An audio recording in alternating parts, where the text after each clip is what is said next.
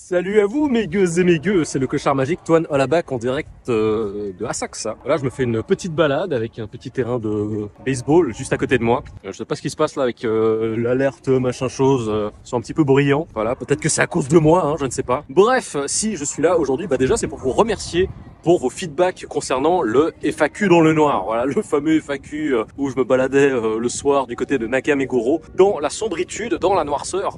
Bah aujourd'hui ce sera pas le cas, il va faire un petit peu plus jour, voilà, regardez, ce sky is blue, et bah, ça fait super plaisir d'avoir eu vos retours concernant ce FAQ vraiment à la fraîche, fait en extérieur, et je me suis dit que j'allais, oula, pardon, je me suis pas dit que j'allais roter, hein, je me suis dit que j'allais faire une autre vidéo. Du coup, je vous invite d'ores et déjà à vous abonner, à liker la vidéo, à commenter, lâcher votre question pour un prochain FAQ, et on se retrouve après le générique.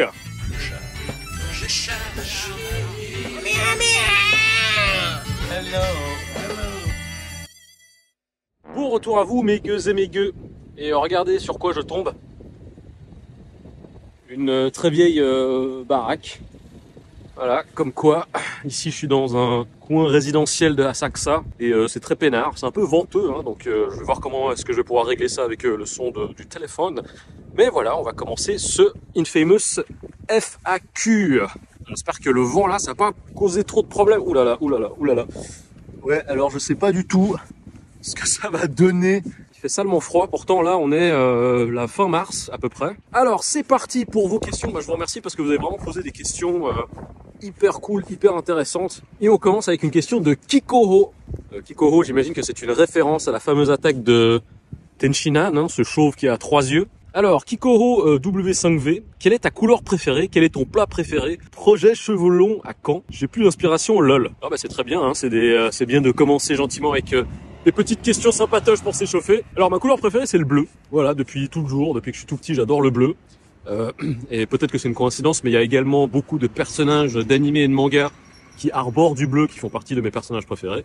Notamment Ayana Mirai dans Evangelion, hein, qui a des cheveux bleus. Et aussi le Shinsengumi, voilà, je suis un très très grand aficionado des Shinsengumi, ce groupe de samouraïs qui a sévi à la fin de l'ère Meiji du côté de Kyoto et qui défendait en fait la ville contre les révolutionnaires, les personnes qui voulaient renverser le pouvoir à cette époque.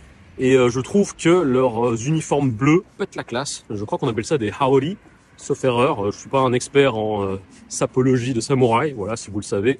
Dites-le moi dans les commentaires. Quel est mon plat préféré? J'aime énormément la cuisine italienne. Alors je pense que je vais faire assez simple parce que, ok, je vois quels sont les plats que je peux manger non-stop jusqu'à l'infini. Pour commencer, il y a le curry vert thaï. Ça, je peux en manger tous les jours. Je suis accro à ça, j'ai aucun souci d'en manger tout le temps.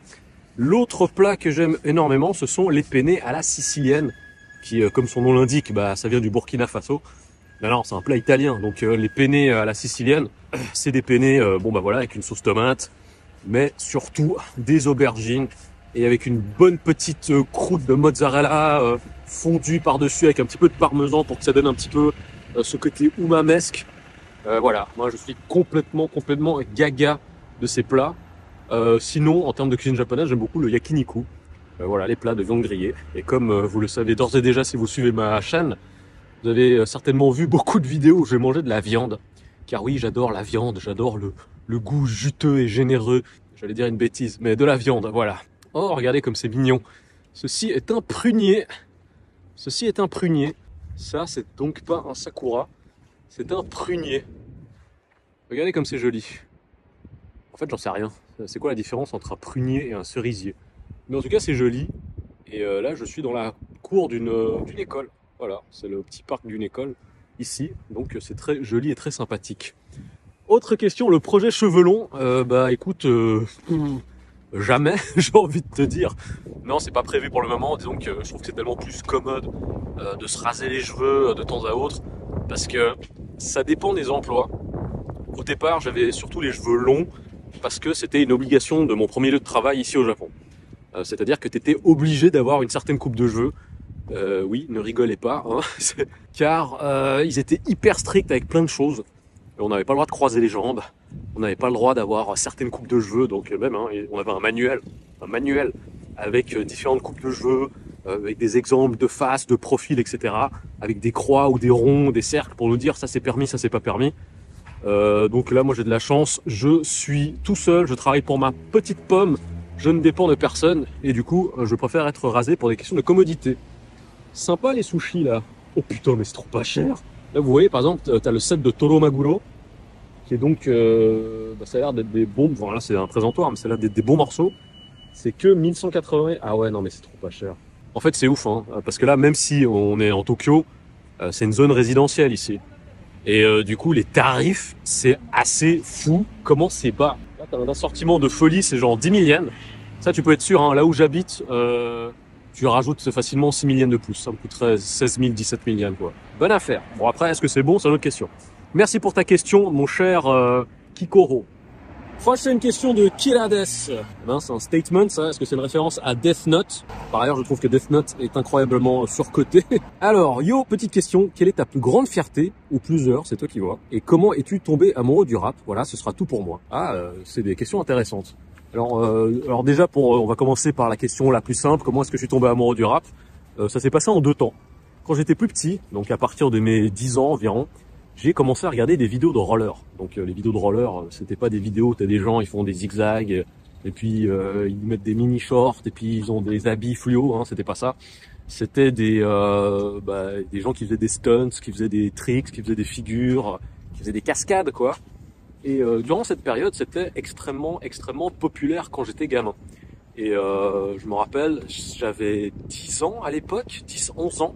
Et mon frère avait ramené une vidéo qui s'appelait VG4, pour Video Groove 4, qui est donc une série de vidéos de roller. Et dedans, les musiques qui passaient, c'était des musiques hip-hop. Donc il y avait notamment, dans cette cassette vidéo, je me rappellerai toujours, des sons d'artistes comme Guru du duo Gangstar. Et il y avait surtout A Tribe Called Quest, tout simplement parce que j'aimais ce que faisaient les patineurs, les riders, ce qui fait que j'ai commencé à aimer la musique comme ça. Et au fur et à mesure, le temps avançant, je commençais à grandir, j'allais dans différents événements, dans différents contests de roller qui avaient lieu notamment en Suisse, dont le très célèbre contest de inline roller de Lausanne qu'on avait à l'époque. Je sais pas si ça existe encore, mais à l'époque il y avait vraiment une aura internationale, il y avait toutes les stars américaines qui venaient. C'est vraiment joli. C'est vraiment joli. Et du coup, moi j'allais dans ces événements, et puis les DJ, les personnes qui faisaient l'ambiance, elles mettaient souvent du peura, elles mettaient souvent du hip-hop. Et ce que j'ai commencé à faire, c'est que vu que ces cassettes vidéo de roller, elles commençaient à avoir de plus en plus de hip-hop en termes de BO, on avait une installation à la maison qui branchait le magnétoscope avec les enceintes de la chaîne hi-fi. Donc on pouvait faire passer le son des vidéos de roller sur les grosses enceintes qu'on avait dans le salon à l'époque. Ce qui fait que moi je pouvais prendre des petites cassettes, donc voilà, pour les plus jeunes vous ne savez pas ce que c'est, mais avant on avait des mini cassettes sur lesquelles on pouvait enregistrer des chansons et tout. Et moi je me faisais mes propres mixtapes. C'est-à-dire qu'en utilisant la bande sonore de ces différentes vidéos de roller, je me faisais des mix en fait. Voilà, je collais des morceaux les uns après les autres, et c'était assez drôle parce que t'avais des morceaux de rap donc, avec les bruits qu'il y avait dans les vidéos de roller. Donc t'avais les gars qui disaient yeah Josh, enfin qui s'encourageaient, t'entendais les bruits de tricks, les bruits de rails. Et ce genre de cassette, je sais pas combien j'en ai fait, mais j'en ai fait vraiment une pétée. Et je pense vraiment que c'est ce côté musical couplé avec le côté style de vie qu'il y avait dans le roller, parce que le plus souvent c'était des jeunes qui étaient à peine plus âgés que moi, hein. Il y avait beaucoup de stars du roller à cette époque qui avaient peut-être 15-16 ans. Moi j'étais pas beaucoup plus jeune qu'eux, j'avais peut-être 4-5 ans de moins qu'eux. Plus on grandit, moins la différence d'âge est importante, enfin moins ça compte. Mais à ce moment-là, pour moi c'était des grands en fait. Enfin, quand t'es petit, quand t'as genre entre 10 et 12 ans, quelqu'un qui n'a serait-ce que 2 ou 3 ans de plus que toi, c'est déjà un très grand. Donc moi j'avais déjà cette impression, mais en même temps j'avais le sentiment que c'est pas inatteignable. Et je me suis mis à faire du roller et à aller patiner avec mon frère, avec mes potes, avec mes mixtapes que j'avais fait sur les sons hip-hop et tout. Nous on n'avait pas Shazam, tu vois. Et les sons qui passaient dans ces différentes vidéos, des fois on savait pas de qui il s'agissait parce qu'il n'y avait pas les crédits. Ce qui fait que nous, en tant que passionnés, on allait dans les magasins de disques, on allait faire écouter aux vendeurs, aux personnes qui étaient en charge du rayon hip-hop et tout. Ah c'est qui ça? Ou encore t'allais parler avec d'autres potes. J'avais un pote américain à qui je faisais écouter les sons, il me dit ah là dans les paroles il parle de tel et tel rappeur et tout, c'est peut-être lui. Et du coup moi je passais des heures et des heures, des journées, des après-midi à aller dans les magasins de disques et à diguer en fait. Puis au fur et à mesure cet amour du roller est tout simplement devenu l'amour du rap. C'est quelque chose qui m'a jamais quitté depuis maintenant tout ce temps-là en fait. Ma passion pour le rap a fait que j'ai voulu mêler une autre passion qui est celle du dessin. Alors c'est pas évident à faire le lien parce que je fais du dessin dans le style manga. Je suis pas du tout dans les bails de graffiti ou ce genre de choses. Les seuls trucs que je fais contre les murs, c'est pipi à la rigueur, hein. C'est pas du tout des dessins, ce genre de choses. Et pour être honnête avec vous, dans la culture hip-hop de façon générale, moi, ce qui m'a toujours le plus intéressé, c'est le côté musical. Donc c'est vraiment le rap, le beatmaking, le DJing, les autres catégories de la culture. Je suis vachement moins sensible à tout ça, quoi. De fil en aiguille, j'ai utilisé mon dessin en style manga pour bosser avec des gens dans le Peura. Voilà, donc si vous voulez avoir plus de détails quant à mon parcours dans le dessin et dans le rap, il y a plein de vidéos à ce sujet. Je vous invite à aller les voir, je vais mettre un petit lien ici. Du coup, c'est une bonne transition parce que ça me permet d'enchaîner sur l'autre question, de quoi est-ce que je suis le plus fier. La question de fierté, moi je trouve que c'est quelque chose de dangereux. Enfin, la fierté et l'orgueil, c'est des choses qui m'ont coûté cher à plusieurs reprises, hein, parce que des fois il m'est arrivé de ne pas vouloir faire certaines choses, de refuser certaines choses par orgueil et par fierté, ce qui d'un côté est pas si mal que ça parce que j'ai des convictions et j'ai envie de m'y tenir. Après, malheureusement, si tu es tout le temps psychorigide et un peu une porte de prison face à d'autres choses, tu n'évolues pas en fait. Donc je me trouve un petit peu entre les deux. Et je pense que la chose dont je suis le plus fier, c'est qu'en fait, je suis toujours resté fidèle à moi-même. Et c'est quelque chose que j'avais abordé aussi dans le fac précédent, c'est que moi, j'ai jamais fait des coups de pute, j'ai jamais fait des arnaques, j'ai jamais mis des coups de couteau dans le dos à qui que ce soit afin de les détrôner ou de gagner une place ou ce genre de choses. Même les personnes que je connais qui ont une certaine stature dans leur domaine, moi je leur ai jamais rien demandé. Parce que moi je pars juste du principe que je n'ai pas envie de déranger les gens, j'ai trop de respect pour les gens de façon générale et je pense que ce respect mutuel, cette appréciation mutuelle qu'on a les uns pour les autres, c'est parce que on sait qu'on n'est pas là pour se gratter les uns et les autres. Alors c'est pour cette raison que moi je suis très allergique aux gratteurs. Donc les gens qui ont du vice, tu sens qu'ils ont un agenda, ils veulent essayer de retirer quelque chose, soutirer quelque chose de la relation. Et peut-être qu'ils s'en rendent pas forcément compte, hein. Ils se disent pas genre je vais devenir ami avec cette personne, j'ai envie de faire ça parce que ça va me donner accès à ça ou autre. Pas forcément, mais il y a toujours une part de l'inconscient des gens, je pense, qui révèle les vraies intentions. Sinon, mon autre fierté, c'est que en étant la personne que je suis, le petit artiste que je suis, j'ai quand même pu faire des choses pas mal, quand même. Je pense que je peux être fier de ça. Le dessin m'a permis de très bien vivre un moment de ma vie. Là, je suis au Japon, ça me permet également de vivre sans avoir à dépendre d'un employeur ou autre. Alors attention, hein, c'est pas pour vous dire que la belle vie, c'est facile et c'est des doigts dans le nez. Non, parce que ça reste une activité artistique, en plus d'être une activité indépendante. Et quand je vous dis indépendante, c'est que mes créations ne dépendent que de moi-même. Je ne fais pas du fan art, ça m'arrive extrêmement rarement, où entre guillemets je peux m'appuyer sur des licences et des personnages déjà connus afin de toucher les communautés qui y sont rattachées. Et également, moi je suis dans un délire qui est vraiment le mien. Voilà, j'ai envie d'être apprécié via les créations qui me sont vraiment propres et originales. C'est certainement pas la démarche la plus intelligente afin de pouvoir faire du buzz, gagner des followers ou ce genre de choses. L'artiste que je suis est ainsi, je pense, ma petite fierté. Puis quand même, je suis très content que en ce moment, je ne dépende pas du monde de l'emploi ici au Japon. D'autant plus que tu te rends rapidement compte que le salariat ici, c'est une blague. Enfin, j'ai pas envie de faire ce genre de discours, genre oui, je suis entrepreneur, j'ai réussi, regarde ma Mercedes, je suis à Dubaï. C'est pas ça ce que je veux dire. Mais quand toi, en tant qu'entrepreneur ou personne qui a envie de sortir un petit peu du système, tu gagnes ce que tu peux gagner par toi-même, et il n'y a pas d'intermédiaire, il n'y a pas quelqu'un qui va te piquer une part de thune, il n'y a pas quelqu'un qui va profiter de la situation, il n'y a pas un patron qui va se foutre de ta gueule. Ça fait une bonne différence. Voilà, merci pour ta question. Putain, ça souffle là. Et une question de Silco. Comment fais-tu pour être aussi beau gosse? C'est abusé d'être aussi handsome. Ton FAQ va durer longtemps, je pense. Merci à toi Silco, merci à Toine le beau gosse, à Toine le majestueux, à Toine l'intrépide, je sais plus ce que c'était. Mais non, c'est gentil, hein, surtout que moi je ne suis plus de la première fraîcheur. Hein. Je sais pas si j'ai déjà parlé ouvertement de mon âge dans d'autres vidéos et tout. J'approche gentiment les 45 ans, hein, les amis. Donc moi, je suis pas du tout dans la trentaine ou quoi que ce soit. Je suis d'ores et déjà un bon quarantenaire. Je ne sais pas si c'était de l'humour, mais j'apprécie énormément ton message, Silco. Gros bisous à toi.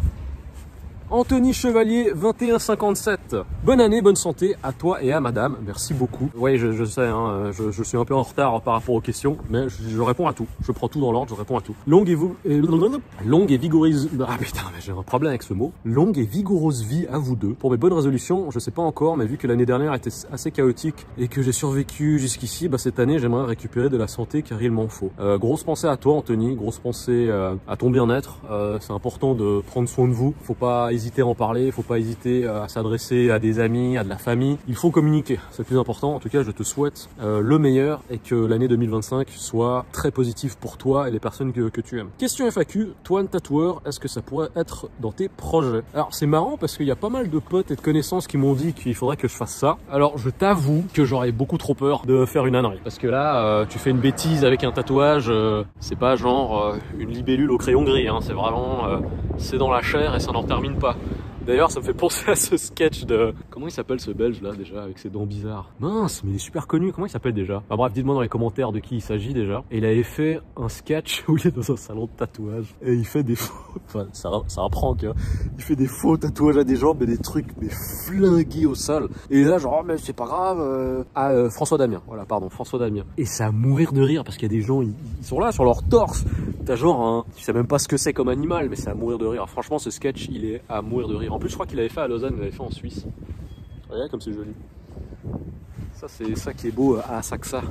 Un quartier entre tradition et modernité. Pardon, hein, ça, on aime tellement le sortir. Oui, donc moi, j'aurais malheureusement trop peur. Et je t'avoue également que dès qu'il s'agit de dessiner, je suis quelqu'un qui tient énormément à sa solitude. J'ai besoin d'être dans ma zone, j'ai besoin d'être... Oula, ça fait du bruit. J'ai besoin d'être dans ma zone, j'ai besoin d'être tout seul et bien concentré dans mon coin en pyjama. Et s'il y a des gens, je peux pas dessiner en fait. Moi, je ne peux plus dessiner en présence d'autres personnes. Je sais pas pourquoi, parce qu'il y a une période, j'aimais bien aller dans des bars, dans des cafés, me poser tout seul et puis griffonner des trucs, dessiner, etc. Ah oui, en fait, il m'était arrivé une histoire où il y a un gars qui m'avait trop saoulé. J'attendais des potes, parce que c'est ça que je faisais à l'époque, c'est que quand j'avais rendez-vous avec des potes dans des bars ou dans des cafés, j'y allais genre 1 heure à l'avance. Ce qui fait que pendant cette heure où j'étais seul, je pouvais griffonner et faire mes trucs peinards. Et ça me permettait de sortir et d'être entouré de gens, c'est sympa quoi. Parce que sinon t'es tout le temps tout seul chez toi. Et il y a un mec, il arrive à ma table, parce que je t'ai posé une petite table pour 2 personnes, tu vois, mais voilà, je dérangeais personne. Et il vient avec 2 canettes de bière. Enfin, je sais pas comment vous dites en France. Est-ce que vous dites des canettes pour les trucs de... des ronds quoi, des millilitres, des chopes. Et il a ces 2 chopes dans la main et il me fait... Je peux m'asseoir avec toi? Moi je dis ouais vas-y. Puis en fait je pensais qu'il attendait une autre personne vu qu'il avait 2 chopes dans la main. En fait non, le mec il s'était pris 2 chopes direct et glou glou glou il les a défoncés en 2 secondes. Et il a recommencé à me saouler. Il me disait ouais moi je travaille dans le milieu de l'édition, mais ça le dessin que tu fais tu pourrais trop l'exposer. Puis après 2 secondes après il dit non mais ça c'est de la merde, ça c'est nul là. Et 2 secondes après il change encore ah mais c'est trop bien, c'est génial. Alors ça je vous avoue que c'est un truc que j'aime pas du tout. Je sais pas si ça arrive souvent encore, hein, mais de mon temps, on tombait souvent sur des espèces de d'aigris en fait. Je sais, j'ai pas d'autres termes. Des aigris qui étaient là à tout le temps critiquer les dessins et les créations d'autrui. Moi, ça m'était arrivé à plusieurs reprises en fait. Je me rappelle qu'il y avait un artiste plutôt connu de ma ville. Putain, le mec, moi je lui ai rien demandé. Hein. Moi, je faisais mes petits dessins de manga à l'époque. C'était il y a plus d'une vingtaine d'années. J'étais un gamin et tout. Et le mec super sérieux. Alors que lui, maintenant, il doit avoir 55 ans quoi. Il était beaucoup plus âgé que moi. Ouais, j'ai vu tes derniers dessins manga. Arrête. Il faut que t'arrêtes. Moi, j'étais un peu là, genre, mais moi, je suis un jeune qui se marre, tu vois. C'est un peu comme si t'avais Kylian Mbappé, il allait dans un city, là. Il voyait des gamins de 10-12 ans qui étaient en train de faire des pointus dans le ballon. Il débarquait, il prenait le ballon, il disait, ouais, arrêtez, je vais faire du foot, là. Vous êtes vraiment des merdes et tout. Bah, malheureusement, il y a beaucoup de gens qui sont très aigris de la vie. Ceci est une maison intéressante aussi. Des gens qui sont tellement aigris de la life, c'est fatigant, quoi. Putain, je sais pas ce que c'est que cette rue, mais... Ça sent le film d'horreur. Ouais, puis en fait, ça me gave. C'est souvent des anciens. Vous voyez, des gens qui ont peut-être eu une espèce d'heure de gloire, qui ont touché à quelque chose, mais qui voient d'un très mauvais œil les plus jeunes. Genre, hey, mais c'est quoi ça? Mais tu t'amuses, tu n'as pas le droit de t'amuser et tout. Et je suis complètement contre ça. Et d'ailleurs, il y a énormément d'aigris du Japon. Donc le plus souvent, moi j'ai l'impression que c'est des gens qui habitent ici depuis 15 ans, 20 ans, puis ils sont là à maugrer en commentaire sur les réseaux. Et ça se voit que c'est des aigris, hein, parce que si la vie de ces personnes elle est aussi bien qu'ils le prétendaient dans les commentaires, je ne pense pas qu'ils seraient là dans les coms à raconter à quel point est-ce qu'ils sont formidables et à quel point est-ce qu'on n'a rien compris du Japon. Mais en tout cas, moi c'est quelque chose de très important pour moi parce que ça a été une bonne leçon. Et je m'étais dit que jamais, au grand jamais, je ne serais comme ça. Jamais, au grand jamais, je ne serais comme cet artiste qui était aigri, frustré, fâché de la vie. Je peux pas. Et c'est aussi pour cette raison que moi j'ai une très bonne entente avec des personnes qui sont beaucoup plus jeunes que moi parce que j'ai envie d'être bienveillant. J'ai pas envie de faire du gatekeeping bête et méchant, genre de toute façon les jeunes ils peuvent pas comprendre et tout, vous méritez pas ça, vous avez pas souffert et tout.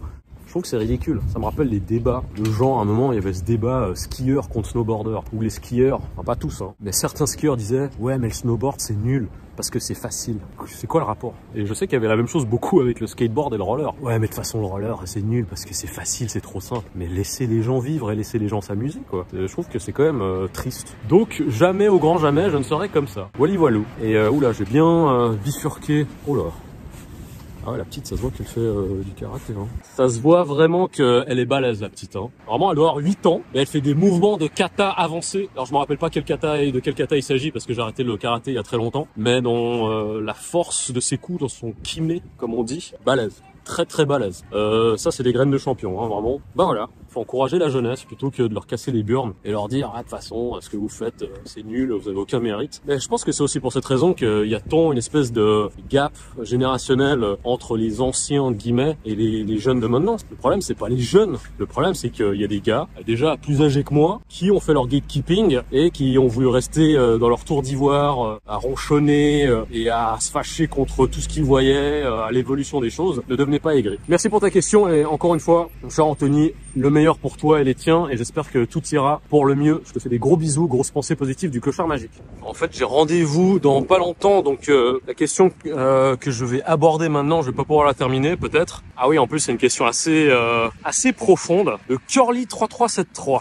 Puisque vous êtes type asiatique, est-ce que c'est plus simple pour vous de s'intégrer au Japon ou bien? C'est une excellente question. Comme certaines personnes le savent déjà, je suis suisse, donc je suis né et j'ai grandi en Suisse. Donc voilà, on est des produits de la guerre du Vietnam. Et on a été accueillis par la Suisse. Merci la Suisse, hein. Gros bisous à la Suisse, qui nous aura permis de nous intégrer, de faire de bonnes études, d'offrir des opportunités professionnelles à mes parents et puis de faire ce que je suis aujourd'hui. Merci aux efforts de la famille et force à nous aussi. Hein. Je pense qu'on peut être fiers de nous, les clochards magiques qui ont traversé les océans. Enfin bref, je m'égare. Alors, il se trouve que le fait d'être vietnamien au Japon, c'est plutôt négatif, je te dirais. Alors, pourquoi est-ce que je dis que c'est négatif? Attention, les généralités, c'est dangereux. Je ne présente que mes propres expériences et je ne parle que de l'expérience des amis vietnamiens et de ma famille vietnamienne qui a vécu et travaillé au Japon. Il se trouve que, malheureusement, selon les statistiques, la majeure partie de la criminalité étrangère au Japon, elle est du fait de ressortissants vietnamiens. Voilà, nous sommes désolés. Si quelqu'un a volé votre scooter ou mangé votre chat, c'est peut-être l'un de mes compatriotes,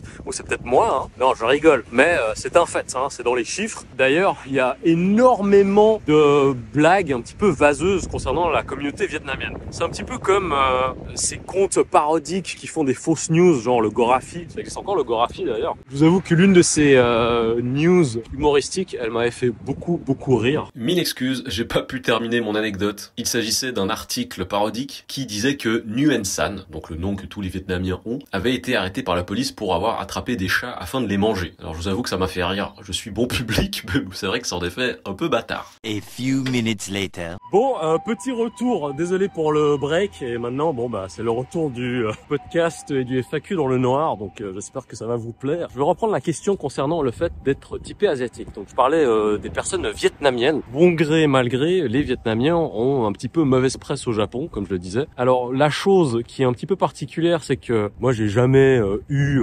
tant de soucis que ça dans mon quotidien, parce que bon bah moi je suis quand même de nationalité suisse. Par contre, il m'est déjà arrivé de me faire contrôler par la police de façon un petit peu inopinée, qui se passe comme ça. J'imagine au faciès, parce que je ne suis pas beau. Enfin, dites-moi dans les commentaires si vous me trouvez beau. J'avais remarqué que quelquefois, les réactions étaient assez rigolotes, parce que voilà, tu leur donnes ta carte d'identité. Et j'ai un nom bien vietnamien, comme on dit. En principe, quand les policiers japonais viennent me contrôler, ils sont au minimum 2. Quand ils me demandent ma carte de résident et qu'ils voient mon nom, une fois c'était assez drôle parce qu'ils avaient commencé à m'enchaîner des questions un peu bizarres. Ils me demandaient comment est-ce que j'étais arrivé au Japon, comment est-ce que je gagnais ma vie. Moi, je te disais, je suis venu en avion, j'étais allé à l'aéroport, je travaille en tant que ci, en tant que ça. Enfin, je suis pas venu à la nage, quoi. Et en fait, quand ils voient Suisse, parce qu'en fait sur la Zairyu Card, la première ligne t'as le nom et genre une ou deux lignes plus bas, c'est écrit ta nationalité. Et là, je peux vous garantir que quand ils voient que je suis suisse, ça bug. Et cette réaction, elle m'est arrivée 2 fois. Elle m'est arrivée une fois, justement avec cette histoire de Zairyu Card, mais avant cela, là, ça m'était arrivé quand j'étais pas encore résident au Japon avec mon passeport. Donc en fait,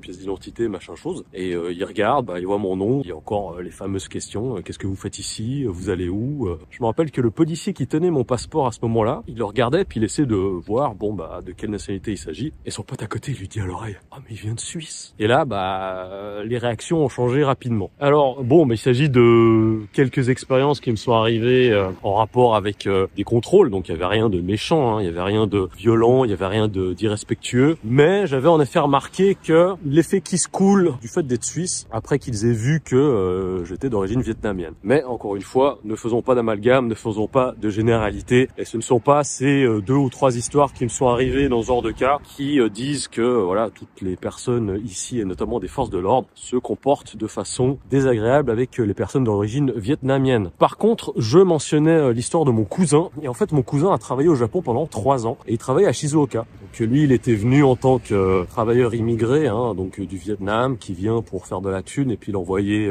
au bled. Comment dire? Je sais qu'il n'a pas spécialement kiffé son expérience. Je l'ai revu il y a pas longtemps, je l'ai vu en décembre quand je suis passé au Vietnam. C'est pas une expérience qui lui est restée spécialement dans le cœur. Alors après, comme on peut le voir sur les réseaux sociaux qui sont notamment partagés par des travailleurs vietnamiens et qui sont dans les milieux de la manutention ou des emplois plutôt manuels, on a pu voir filtrer de temps à autre des vidéos un peu de maltraitance où tu voyais des Vietnamiens se faire taper dessus par leurs employeurs ou collègues japonais, se faire vachement engueuler. Voilà, donc c'est une réalité qui existe, malheureusement. Encore une fois, je vous invite à faire attention et à ne pas penser qu'il s'agit forcément d'une règle générale et que tout le monde est comme ça. Non, il y a des gens bien partout, comme il y a malheureusement des gens moins bien aussi. Ne mélangeons pas tout ensemble. Quoi qu'il en soit, moi, j'ai toujours eu à 99% du temps des expériences extrêmement agréables avec les locaux. J'adore les Japonais. Je trouve que c'est des personnes très agréables, très gentilles, très serviables, très hospitalières. Je ne le répéterai jamais assez. Mais cela ne m'empêche pas de faire remarquer quand il y a des choses qui se passent et qui, selon mes critères, ne sont pas correctes. Par contre, pour s'intégrer, il se trouve que la majeure partie des gens que je connais, surtout que j'ai pu fréquenter à une période, c'était que des Japonais. Et on m'avait déjà fait la remarque que, mais en fait, Toine, étant donné que tu as un background de l'étranger et qu'en même temps tu as une apparence asiatique, on se sent à l'aise avec toi. Donc ça, c'est des remarques qu'on m'avait faites quelques fois et je pense certainement que le fait d'être asiatique, ça a pu peut-être me permettre de plus me blend avec certaines communautés et groupes de personnes. Du coup, par rapport aux quelques expériences, anecdotes que j'ai partagées avec vous juste avant, le côté positif l'emporte très très très largement. Je pense clairement que ça m'a aidé à être mieux accepté. Voilà, merci pour ta question. Attendez, je dois aller prendre les transports en commun, le métro, pour retourner plus du côté de chez moi. Et je vais répondre à une autre question une fois arrivé. Un peu de patience. Allez, le vent que j'ai dans le dos, ça me pousse.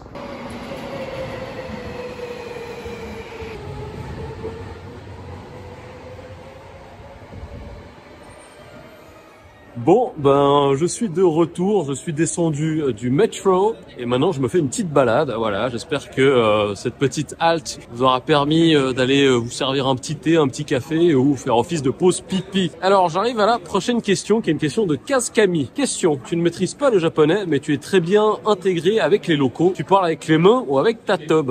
Je parle avec les deux. Voilà, je parle avec ma tub entre mes mains.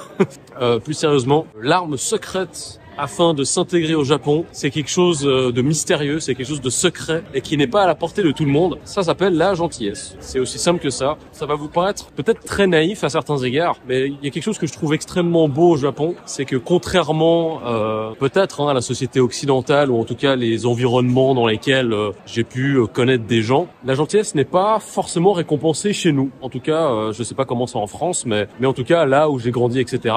Quand t'es gentil, t'es vu comme quelqu'un de faible, t'es vu comme quelqu'un qui se laisse faire, t'es vu comme une chiffre-molle, etc. Je veux dire, moi j'ai jamais vu ça comme un vice ou comme un mal en tant que tel. En fait, ce que j'ai vraiment découvert et qui m'a marqué extrêmement profondément au Japon, c'est la gentillesse des gens. Je dis ça de façon un petit peu schématique. Ça peut révéler deux choses chez les gens. Soit il y a des gens, ils vont profiter de la gentillesse des locaux et ils vont se dire ils se laissent faire, c'est des chiffres-molles, je vais profiter de la situation. Ou un autre cas, ça va t'apprendre à devenir quelqu'un de meilleur. Et je pense que à cet égard, le Japon et les Japonais mais ça m'a appris à devenir plus patient, plus empathique aussi, plus gentil, mais dans le bon sens du terme. Donc pour moi, c'est vraiment une valeur et une vertu. Et s'il y a quelque chose dont le monde occidental devrait s'inspirer, bah il y a beaucoup de ça. L'écoute. Chez nous, en Europe, on apprend trop tôt à ouvrir sa gueule sur tout et rien. Donc on veut donner notre avis sur absolument tout. On veut imposer aussi nos opinions. Et il se trouve que au Japon, ce genre de conversation où on essaie de se monter les uns sur les autres afin de faire valoir sa parole, eh ben je te le dis très franchement, je n'ai jamais vraiment assisté à ce genre de scène. C'est-à-dire qu'il y a toujours une forme de courtoisie, il y a toujours une forme d'empathie, il y a de l'écoute, qui est une très très grande qualité. Il faut savoir écouter les gens, il faut un petit peu sortir du paradigme de nos clichés, de la façon avec laquelle est-ce qu'on a grandi et on a appris à communiquer. Et je trouve qu'assez souvent la communication chez nous, c'est une communication où on s'impose, c'est une communication qui interfère, alors qu'au Japon, il y a des nuances et il y a une façon d'approcher autrui et de faire que je trouve beaucoup plus subtile et beaucoup plus agréable. Ça manque peut-être en effet d'un certain panache et de ce côté un petit peu plus direct, mais moi j'aime bien. Et du coup, c'est quelque chose dont je me suis parfaitement accommodé, appris à apprécier d'autant plus et à pratiquer. Gentillesse, patience et écoute. Voilà, ce sont des qualités humaines avant tout, hein, parce qu'au final, ça n'a rien à voir avec le fait que ce sont des personnes japonaises ou non japonaises. Il faut juste être sympa et être peppermind et c'est tout. Voilà, et c'est comme ça que j'ai réussi à m'intégrer. Et d'ailleurs, ça c'est marrant parce que dans beaucoup de cercles de personnes japonaises, même des communautés très fermées, eh ben les gens disaient très souvent quand on me présentait ou que les gens parlaient de moi, ah Toan c'est un bon gars, ah Toan wa mecha ii yatsu desu. C'est vraiment un chic type, c'est vraiment quelqu'un de gentil. Là-bas, c'est comme ça que je me suis fait plein d'amis. C'est juste que j'étais un bon gars et je suis fier d'être un bon gars. Merci pour ta question. Prochaine question, et je pense que ce sera la dernière, de Merlin. D'accord, donc c'est le double Merlin. Je suis tombé sur ta vidéo par hasard, mais si je comprends bien, tu es suisse. Pourquoi vouloir quitter un des meilleurs pays du monde? C'est une très très bonne question et je vais être assez clair là-dessus. Quand j'aurai un petit peu plus réfléchi à certaines choses, je ferai une autre vidéo afin de parler de la Suisse, parce que la Suisse est malheureusement un pays qui est extrêmement méconnu et qui est également au sujet de beaucoup de moqueries. Alors je ne sais pas pourquoi, j'ai rencontré énormément de gens qui se moquent de la Suisse de façon assez immature, hein, disons-le, en disant ah mais la Suisse, mais vous êtes riche. Déjà, ce qui a motivé mon départ de la Suisse, c'est que j'ai eu depuis 2009 un coup de cœur pour le Japon tout simplement, ce qui fait que j'ai commencé à faire énormément d'allées et venues. Alors j'ai fait une vidéo dans laquelle je parle de mon premier voyage au Japon, qui en plus était un accident, hein. Je n'avais jamais planifié d'y aller.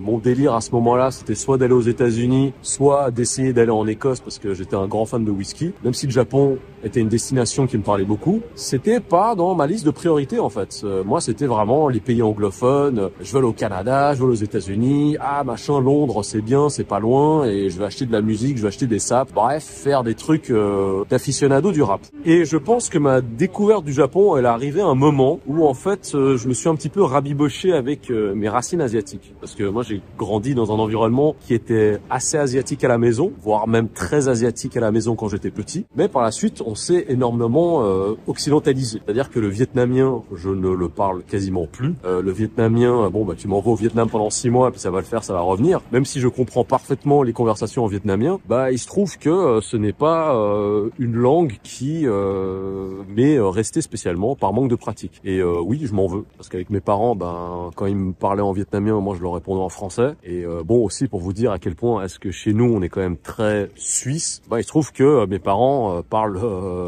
ils parlent beaucoup mieux français qu'ils ne parlent vietnamien. Mes parents sont parfaitement francophones depuis le temps du lycée, car pour rappel, à une certaine période, le Vietnam était une colonie française. Et c'est pour cette raison qu'il y a énormément de Vietnamiens ou même de personnes d'Asie du Sud-Est qui parlent extrêmement bien français. Et je pense que ce premier voyage, il a révélé quelque chose chez moi. C'était un peu une espèce de quête de sens, une quête peut-être aussi d'identité, hein, ça va vous paraître bête que je fasse ce trait d'union entre le fait d'être vietnamien, donc asiatique, et me retrouver dans un pays asiatique également, bien qu'il ne soit pas le Vietnam, mais qui correspondent entre guillemets à mes attentes en tant qu'occidental. Parce que mes expériences avant ça avec le Vietnam et d'autres endroits en Asie, disons-le clairement, il s'agissait de temps à autre de pays dans lesquels je voyageais, je tombais malade, il y a eu beaucoup d'histoires enfin, je vais pas rentrer dans les détails, mais des choses de l'ordre du personnel qui étaient de sombres histoires d'arnaques, de vols, etc. Ce qui fait que il y avait toujours cette espèce de méfiance, mais en même temps, je peux comprendre, hein, quand la vie va mal, bah, on essaye de survivre et de s'adapter, et il n'y a pas de saut moyen pour le faire. Par contre, au Japon, c'était quelque chose qui était absolument absent. Il y avait ce côté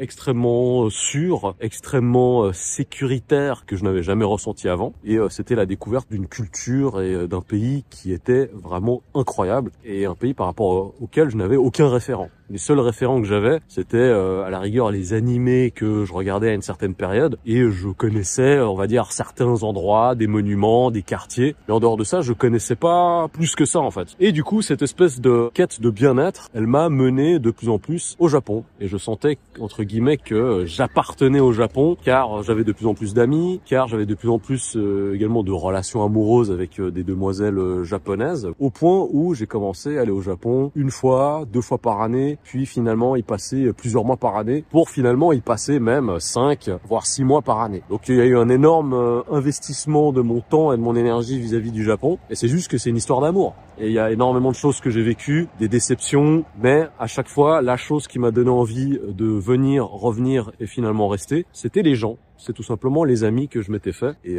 ça me permet d'ailleurs de faire la transition avec la question sur l'intégration. J'avais eu vraiment beaucoup de chance de rencontrer des communautés et faire partie de communautés de personnes extrêmement bienveillantes qui m'ont beaucoup aidé. Pour vous dire, hein, j'avais des amis japonais. À un moment, j'avais pas d'argent, pas spécialement d'argent. Je pouvais pas spécialement sortir. Fallait que je fasse attention avec mes finances. Et il y avait le patron d'un bar notamment qui m'a dit: écoute Toine, tu t'en fiches si t'as pas d'argent. Je t'offre une bouteille, parce qu'au Japon on a un système qui s'appelle le bottle keep. Donc en gros, c'est un peu pour montrer que tu fais partie de la famille, c'est que tu achètes une bouteille, disons que la bouteille tu vas l'acheter, allez, 5 000 yens, et à chaque fois que tu vas te rendre dans le bar, bah, tu vas payer uniquement le service et l'accompagnement. Donc si par exemple tu prends ta bouteille d'alcool qui est une bouteille de shochu, donc l'équivalent de la vodka en japonais, et que tu la bois soit pure soit avec de l'eau, eh ben le service peut-être ne va te coûter que 1500 yens disons. Par contre, si tu prends des softs afin de faire des mélanges comme du thé vert ou peut-être du coca, je sais pas, eh ben tu devras payer 2000 yens. Voilà, donc en gros ton bottle keep avec le service va te coûter 1500 yens et les accompagnements de soft te coûteront 500 yens. Et ce qui fait qu'à chaque fois, peu importe le nombre de verres que tu vas prendre, tu paieras toujours le même prix. Étant donné que tu as payé ta bouteille avant, ben tu n'as pas à la repayer. Alors est-ce que tu es gagnant ou est-ce que tu es perdant? Je ne saurais pas te le dire, mais dans ce cas de figure, moi le patron du bar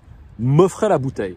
Et il me disait, à chaque fois que tu viens, tu n'as qu'à payer le service. Donc en gros, je pouvais venir me vider la bouteille qui était une bouteille, une énorme bouteille qui coûtait cher. Moi, je payais que 1200 yens à chaque fois.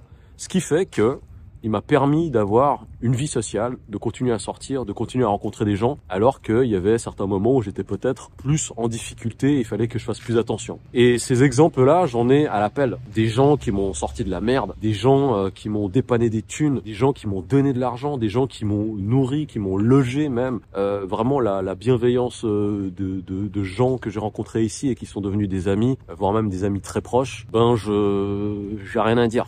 J'ai rien à dire si ce n'est que du bien. Voilà, c'est des gens formidables, des gens magnifiques et qui ont vraiment le cœur sur la main. Et c'est vraiment ça qui a fait que je suis tombé amoureux du Japon. Je suis pas tombé amoureux du Japon à cause des mangas, des jeux vidéo. Je suis pas tombé amoureux du Japon à cause de la bouffe. Je suis pas tombé amoureux du Japon à cause des temples, à cause des paysages. Je suis tombé amoureux du Japon à cause des gens, ou grâce aux gens plutôt. Et par la suite, bah, c'est ça qui m'a vraiment introduit au reste. Mais avant tout, c'est un facteur humain qui rentre en première ligne de compte. Et ça, peut-être que à ce moment-là de ma vie, j'en avais besoin à l'époque. Comme je l'ai dit, j'étais peut-être dans une espèce de quête de sens, première chose. Et la seconde chose également, c'était que ma vie était vraiment en décalage par rapport à celle de mes potes de mon âge. C'est-à-dire que moi, j'ai été en retard par rapport à certaines étapes de ma vie. Il y avait beaucoup de mes amis qui se sont mariés beaucoup plus tôt que moi, qui ont eu des enfants beaucoup plus tôt que moi. Et moi, je suis en retard par rapport à ça parce que j'ai fait des choix de vie d'artiste, des choix de vie de voyageur, des choix de vie de clochard magique tout simplement, qui n'impliquait pas forcément le fait d'être avec quelqu'un et de se responsabiliser par rapport à certaines choses. J'ai fait mes choix, je regrette rien, pas du tout, parce que c'est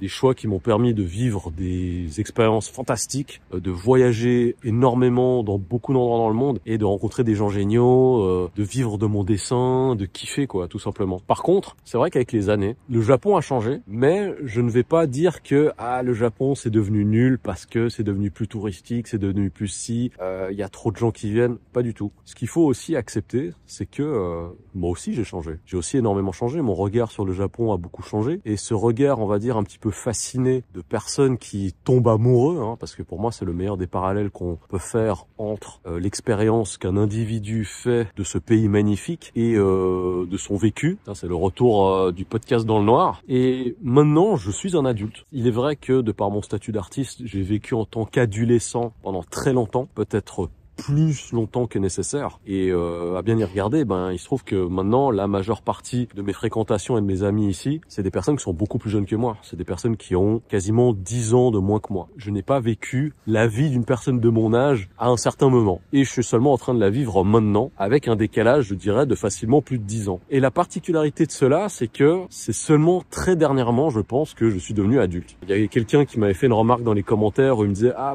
je pense que ta chaîne, elle va péter. » Ou en tout cas, ça va plus attirer les gens parce que t'es moins dans la provoque. Et je pense que le fait d'être moins dans un certain délire, c'est tout simplement parce que maturité fait que, et que j'ai des objectifs de vie qui sont différents à l'heure actuelle. En effet, c'est là où je me rends compte, avec la maturité, en pensant comme un adulte à des choses d'adultes, qui sont des choses chiantes, hein, faut le dire.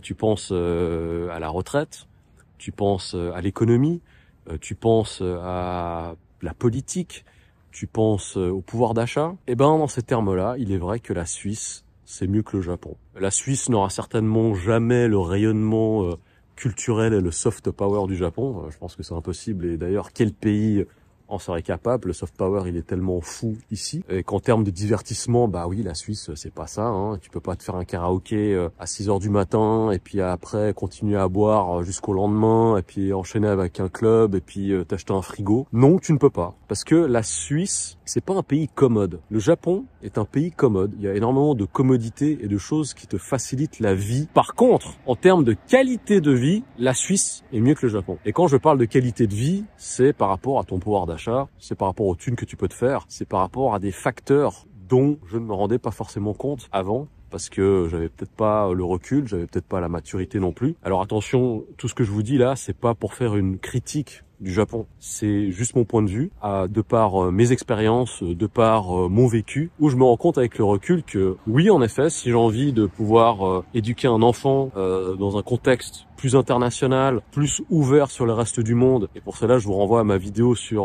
mon analyse de l'attaque des Titans en parallèle avec le cas du Japon, je préfère quitter les murs et rejoindre à nouveau le bataillon d'exploration, parce qu'à la base je faisais partie du bataillon d'exploration. Je suis quelqu'un qui a beaucoup voyagé, je suis quelqu'un qui a beaucoup vécu de choses, qui a rencontré énormément de gens, et c'est juste qu'à un moment, comme pour beaucoup d'histoires d'amour, tu décides de déposer tes armes et puis te caser quelque part. Et pour reprendre une autre référence, mais cette fois-ci littéraire, c'est comme dans L'Appel de la forêt, où tu as justement l'histoire de ce loup qui est apprivoisé, qui a une relation avec un chasseur qui vit dans une cabane non loin du bois de ce loup. Mais à un moment ou à un autre, tu as l'appel de la forêt, c'est-à-dire que le naturel revient forcément au galop. Je sens en effet que le Japon, à quelques égards, c'est un pays magnifique, c'est un pays incroyable, c'est un pays que j'aime, mais c'est un pays parfois dont je me sens un peu prisonnier, parce que j'ai l'impression qu'il ne s'agit que du Japon, tout est à propos du Japon, et qu'il est peut-être plus difficile d'aller vers l'extérieur maintenant, parce que l'économie japonaise n'est pas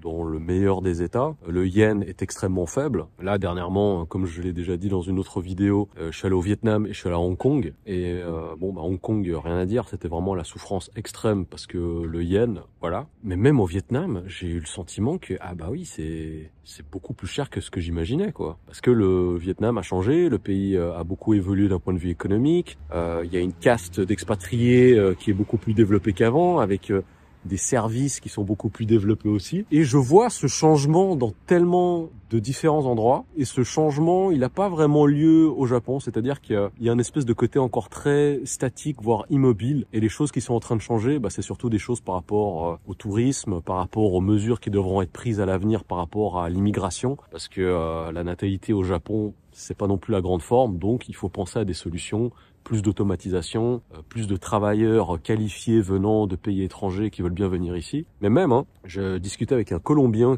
dont le rêve était de venir travailler au Japon. Il m'avait dit ah non, moi je garde mes pesos parce que le yen ça vaut pas la peine quoi. Et c'est aussi quelque chose qui est en train de se passer, c'est que des travailleurs d'Asie du Sud-Est comme du Vietnam, vu qu'on parlait du Vietnam avant, ils estiment que le Japon n'est plus une destination de travail aussi attractif que ça l'était à l'époque. Parce que pour rappel, ce sont des gens qui veulent aller travailler dans des pays où la qualité de vie, les salaires sont plus élevés que dans leur pays d'origine, afin de pouvoir envoyer de l'argent à leur famille. Et là, du coup, ils se dirigent plus vers d'autres destinations.